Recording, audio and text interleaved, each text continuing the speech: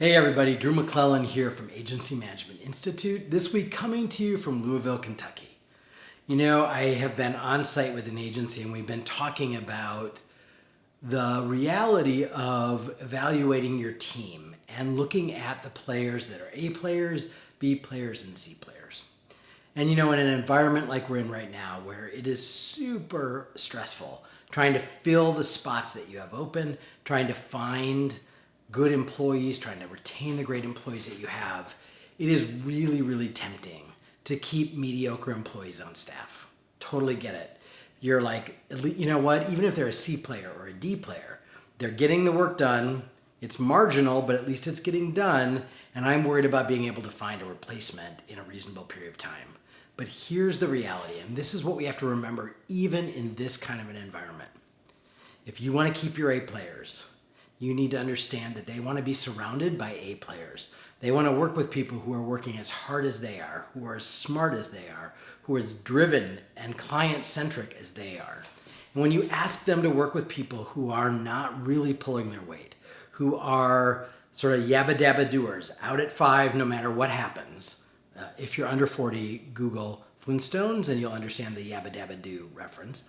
But the point is that when you ask your rock stars to work with mediocre players, what it says to them is, I'm willing to tolerate this behavior. And by the way, I know that your load is heavier because somebody isn't as good as you.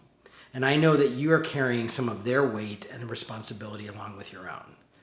And after a while, the rock star looks around, and by the way, your rock stars are being proposed to on LinkedIn and other places every single day. And after a while, they look around and they think, why am I working so hard in this agency where apparently it's appropriate and acceptable for someone to be mediocre? Why am I putting in all this extra time and extra effort when clearly the agency is willing to tolerate a C-level performance? And oftentimes, either one of two things happens. Either that person says, nope, I am done, I'm out, and I'm going to take another job somewhere else because I want to surround myself with A players. Or what they do is they ratchet back and they say, you know what? If they get to stay and put in that level of effort, maybe I can just put in that level of effort too. I don't have to check email at night. I don't have to go the extra mile. I don't have to do the extra things that I do to be excellent at my job. I can be mediocre too.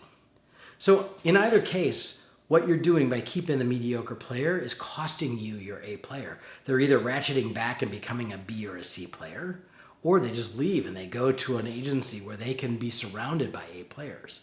So even in this environment, we have to be really mindful of who we surround our team with and making sure that everybody on the team has the same attitude, the same understanding, the same conviction of the quality of the work and the commitment to the clients and the commitment to each other. Because if not, what happens is the mediocre players stay and the rock stars leave, or the rock stars become mediocre too.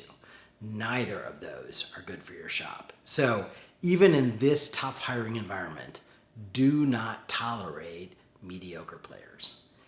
Coach them up or coach them out, but do not tolerate people who are saying to your best employees, your best clients, it's okay to phone it in here, and that's what I'm going to do.